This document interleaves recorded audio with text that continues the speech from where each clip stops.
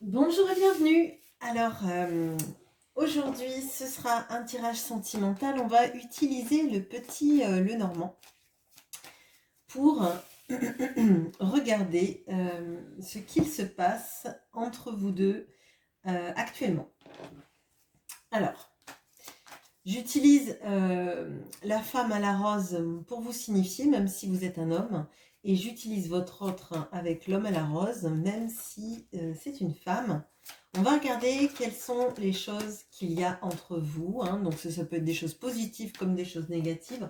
Et j'éclairerai également avec le tarot. Donc je pense que je vais prendre le romantique tarot. Ou le mermaid tarot, je vais voir en fonction de ce qui m'appelle, et l'oracle des Alouettes. Allez, qu'est-ce qu'il se passe actuellement entre vous?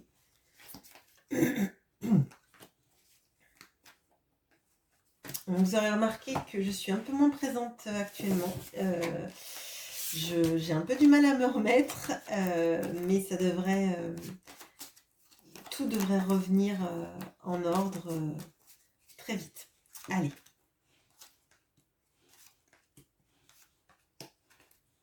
Ok, bon. Alors, déjà, vous êtes tous les deux à côté.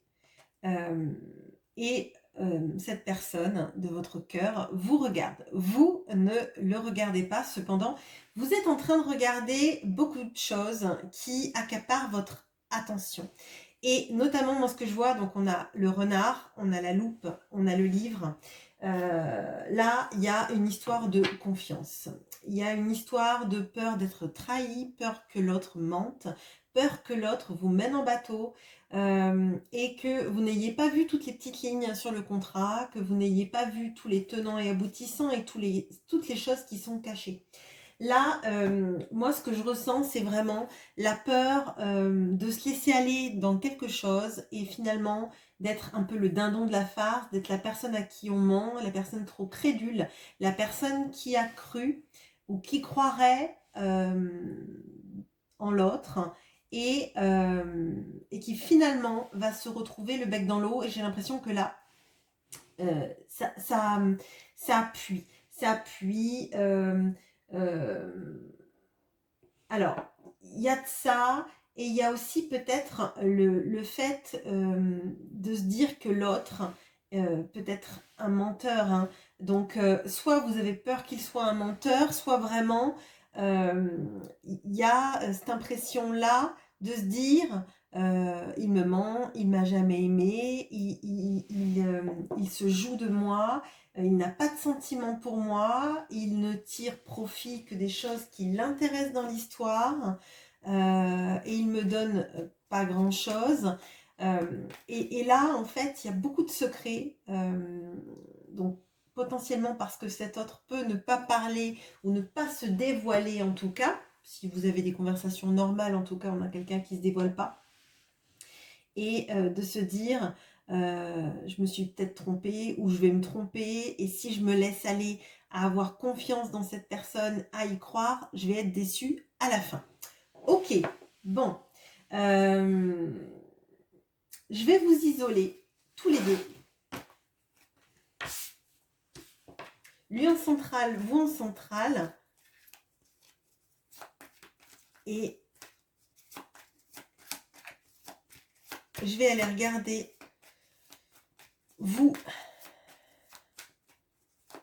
ce qu'il se passe dans votre vie actuellement.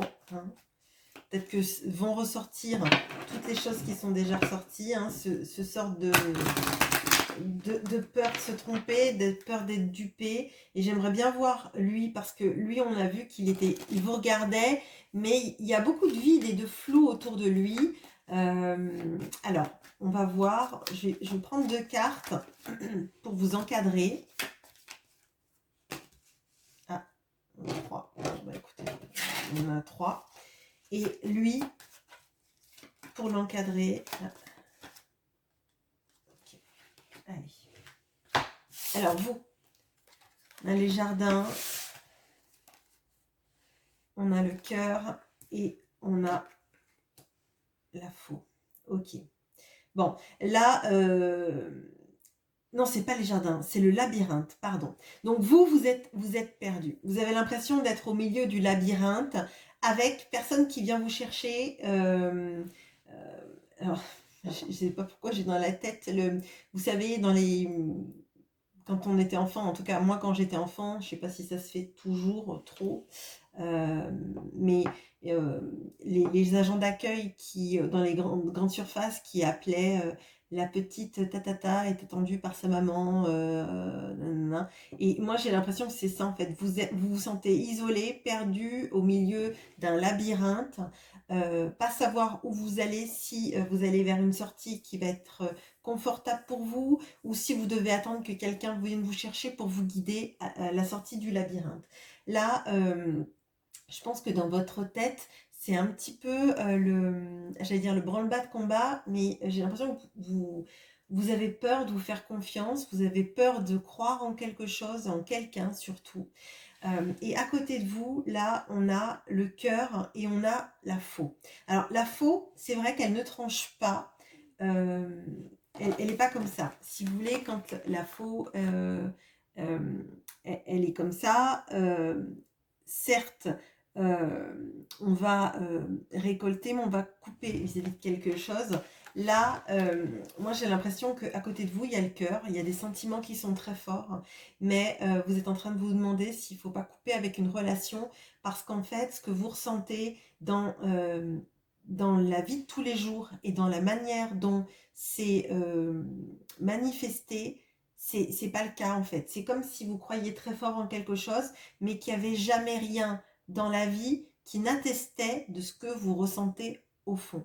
Et donc vous vous dites, bah, il va falloir que j'arrête complètement avec ça parce que c'est en train de me rendre folle. Je suis en train de me perdre dans mon mental, dans mes pensées, dans l'intuition, que du coup, qui serait pas une bonne intuition, mais qui serait plutôt, en tout cas dans ce prisme-là, le fait de croire en quelque chose qui n'arrive pas, donc de se tromper, et que c'est finalement le mental qui prend le pas. Du côté de votre autre, qu'est-ce qu'on a? On a la maison et on a le cavalier. Bon, alors, votre autre là, il est alors dans un certain confort de vie, hein, qui l'intéresse beaucoup, qui le conforte beaucoup. On a quelqu'un là qui a besoin d'avoir un ancrage solide, de matière, de stabilité, j'allais dire financière et de construction, en fait, d'avoir des biens pour se rassurer. Alors, c'est pas forcément que c'est quelqu'un qui est obnubilé par l'argent, hein, mais il y a quelque chose de la sécurité. Alors, peut-être qu'on a eu quelqu'un qui a eu un parcours de vie dans son enfance avec des déménagements fréquents, avec peut-être des parents divorcés, peut-être une vie compliquée financière, et qui fait qu'on a quelqu'un qui a besoin d'avoir euh,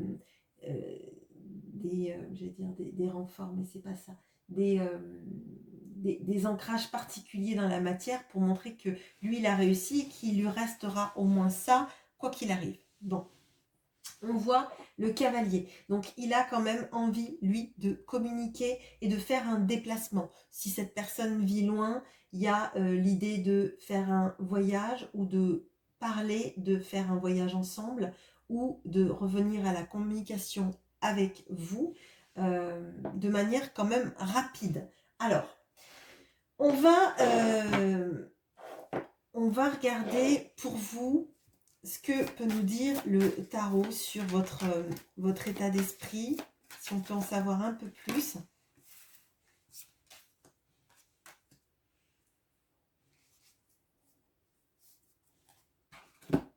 Et avec l'oracle d'Isawat.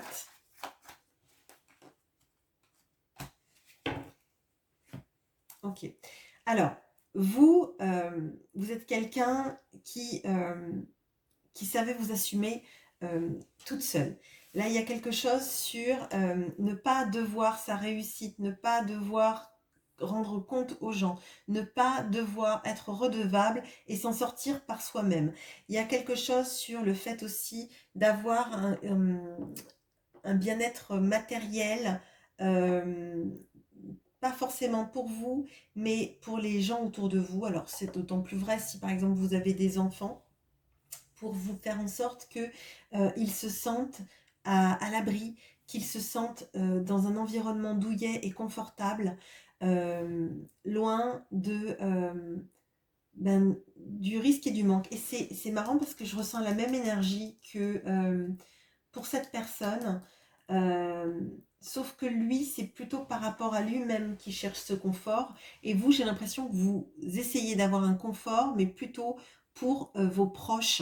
Alors peut-être qu'il y a des reliquats aussi, vous, d'une enfance pas forcément dorée, je dirais, et peut-être, euh, alors j'allais dire en dents de scie, mais peut-être insécurisante d'un point de vue émotionnel ou financier, et vous avez besoin de faire une sorte de cocon pour que vous ne fassiez pas revivre ces schémas à votre famille et à vos proches. Bon, on a quand même cette énergie très forte euh, de la personne qui met tout en œuvre pour essayer de s'en sortir dans la vie, pour essayer d'avoir une vie amoureuse, pardon, excusez-moi, euh, épanouie, mais c'est comme si, en fait, chaque fois que vous essayez de mettre énormément d'énergie là-dedans, c'est comme si vous n'aviez jamais le bon mode d'emploi. C'est comme ça que je le ressens.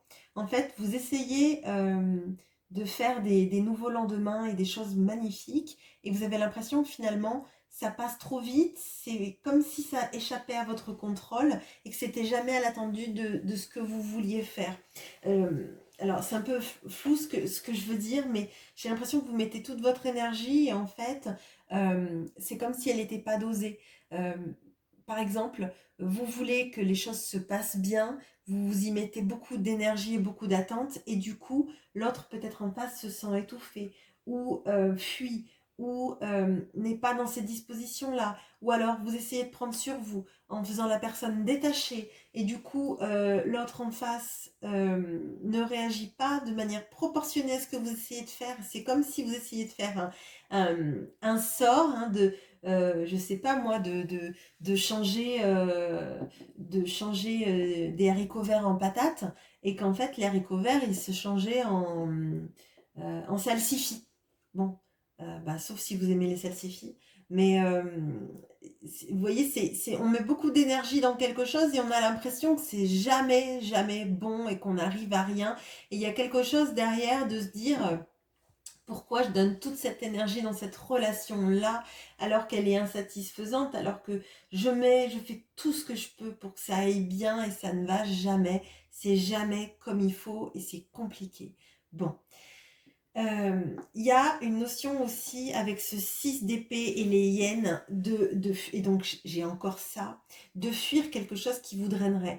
Moi j'ai l'impression qu'en fait là vous avez peur de ce que vous ressentez, vous avez peur de ce que vous voyez et vous avez peur aussi du fait que entre ce que vous ressentez et ce que vous voyez dans la vie de tous les jours, il y ait une absence de corrélation qui fasse que vous vous dites bah finalement c'est peut-être quelqu'un de toxique, c'est peut-être quelqu'un qui est pas bon pour moi, c'est peut-être quelqu'un qui va me drainer, qui ne vient que pour son plaisir personnel, qui ne revient que quand il a envie d'être narcissisé, quand il a envie de sentir qu'il est beau, qu'il est aimé, que ci et que ça, mais moi ça ne m'apporte rien. Et là, je vous sens vraiment à deux doigts de vous dire, bah tant pis si je souffre, mais j'irai souffrir ailleurs et de toute façon je rencontrerai bien quelqu'un qui m'aimera de la bonne manière, même moi dans mes maladresses, parce que je trouverai enfin quelqu'un pour qui j'ai pas besoin de savoir faire la roue et un saut périlleux arrière pour que cette personne me regarde et m'applaudisse, quoi.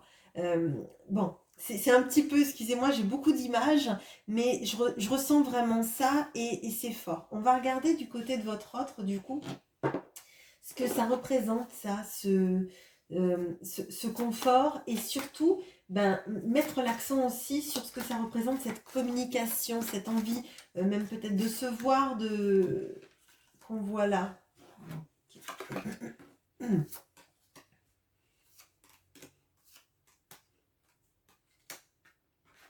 Je pensais que j'en avais plus moins. Bon, bah écoutez, hein, ce sera comme ça. Et qu'est-ce qu'on peut dire avec l'oracle d'Isawatt?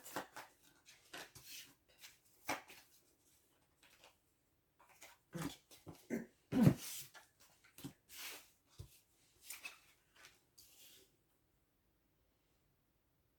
Ok. Alors, on a le mat. On a la reine de bâton. On a la reine d'épée. On a cette magnifique as de coupe. Et on a le 7 de denier. On a le choix, les bonbons et le volcan. Alors, là, on a votre autre effectivement qui aimerait un grand renouveau, qui aimerait un grand nouveau départ avec vous. Mais je crois qu'on a quelqu'un qui ne sait pas sur quel pied danser. Alors, je vais m'expliquer ce que je ressens là. Je pourrais ressentir qu'il y a deux femmes. Alors, ça pourrait être vrai s'il y a des triangulaires, parce qu'on a cette notion de choix. Donc, peut-être que on a quelqu'un qui est face à deux femmes dans sa vie. Néanmoins, il y a aussi cette notion-là d'avoir l'impression qu'il a toujours deux femmes face à lui. Et, et ces deux femmes face à lui, pour moi, c'est vous, ces deux aspects de votre personnalité. Alors, on a la reine de bâton. La reine de bâton, c'est la femme sensuelle, la femme charismatique, la femme qui sait ce qu'il veut, la femme qui peut être chef d'entreprise, qui peut réussir très bien sa vie professionnelle et la mener en tout cas tambour battant sans avoir besoin d'aide. Ça ne veut pas forcément dire que vous n'êtes pas employé ou quoi que ce soit. Hein. Ça veut dire que vous savez où vous allez, votre travail vous le faites bien, que vous soyez ouvrier, que vous soyez artisan, que vous soyez à votre compte, que vous soyez employé ou quoi que ce soit. C'est juste, vous savez ce que vous valez, vous savez ce que vous faites dans le travail, vous le faites très bien. Vous avez ce charisme et ce fait que les gens ont confiance en vous, en votre valeur et en votre capacité. Dans le travail et dans la vie, vous êtes quelqu'un sur qui les regards se retournent. Les regards se retournent, les têtes se retournent, les gens vous regardent, vous avez ça en vous. Et je pense que cet autre a énormément de désir pour vous également. Avec cette notion du volcan, j'ai vraiment ça, donc j'irai un tempérament de feu.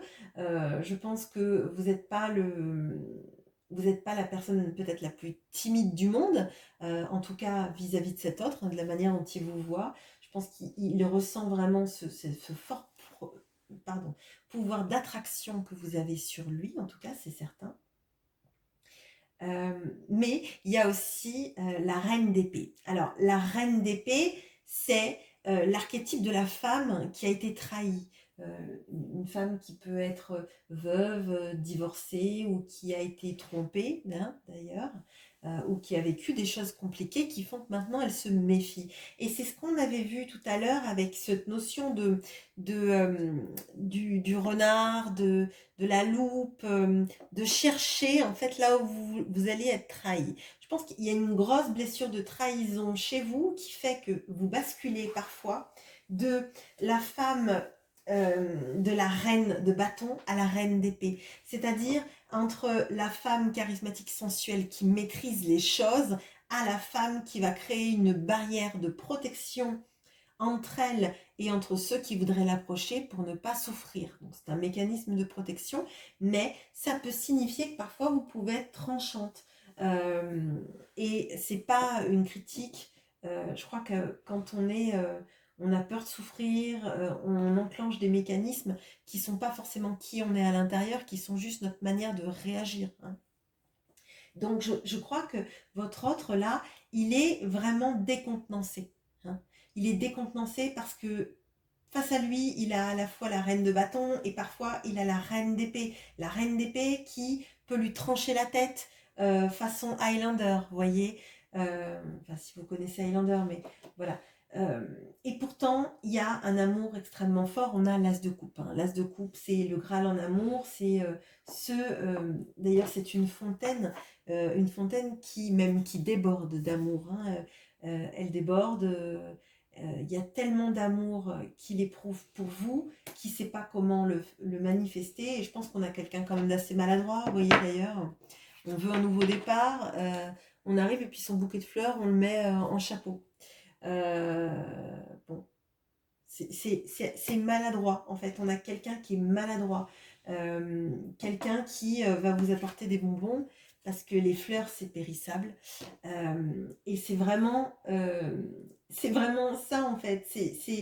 Il aimerait calmer le volcan que vous êtes quand vous vous énervez contre lui ou quand vous cherchez un moyen de vous protéger et que du coup, ça part en heurts, hein. Et en même temps, il adore aussi ça chez vous. Je pense que c'est quelque chose qui ajoute du feu dans la relation. C'est quelqu'un qui s'ennuie pas avec vous, hein. Je pense que là, si vous me dites, ah ben, on sait jamais quoi faire ensemble, il trouve que je l'ennuie, etc., c'est que le tirage n'est pas pour vous. On a le 7 de denier, je crois que c'est un long chemin de croix qu'il y a entre vous. C'est une histoire qui est lente à se mettre dans le concret et c'est peut-être pour ça que vous ne voyez rien venir. Déjà parce qu'on n'a pas quelqu'un d'actif hein, clairement. On a quelqu'un qui est plutôt dans l'envie de faire les choses, mais qui fait les choses à l'envers pour moi. Qui ne fait pas les choses dans le bon ordre, qui ne met pas ses priorités de la bonne manière. Et qui met du temps à choisir quelle porte emprunter, quelle route emprunter, quel chemin de vie emprunter. Et vous le décontenancez aussi, hein, on ne va pas tout lui mettre sur le dos. Vous le décontenancez aussi, il ne sait pas sur quel pied danser avec vous, il ne sait pas comment réagir. Il a peur de faire surgir la reine d'épée, même s'il la trouve brillante et intelligente, parce que finalement, lui, il préfère la reine d'épée, la reine de bâton qui est peut-être à le tenser, mais dont il sent toute la chaleur. Et quand il vous sent en reine d'épée, il sent plutôt les reproches et le froid, et il a du mal à venir vers vous. Bon. Et du coup, le mot de la fin, est-ce qu'il arrive à aller charmer cette reine de bâton? Alors, on a le 4 de coupe. Alors, là, en l'occurrence, c'est un homme qui fait la cour à une femme. C'est pas comme les autres 4 de coupe, hein. Mais moi, j'ai l'impression que il va s'y prendre, mais pas de la manière dont vous l'attendez. Ça va être moins fort que tout l'amour qu'il ressent pour vous. On a quelqu'un qui est quand même maladroit, qui a du mal à manifester son amour et les mots d'amour qu'il peut faire. Donc là, oui, il va venir vers vous, il va communiquer sans doute vis-à-vis de vous, mais vous attendez pas à un truc mirobolant et merveilleux. C'est merveilleux ce qu'il ressent à l'intérieur, mais ça met du temps à se décanter, ça met du temps à trouver les bons mots pour dire les bonnes choses. Donc peut-être soyez indulgente, faites taire un peu la reine d'épée qui voudrait que les mots soient à la hauteur de tout ce qu'il y a à dire et de tous les secrets qui n'ont pas été dévoilés. Bien évidemment, si vous le voulez, et voyez plutôt l'intention que le fond qui est pris. Voilà ce que j'ai pour vous. Je vous souhaite une très bonne journée. À bientôt.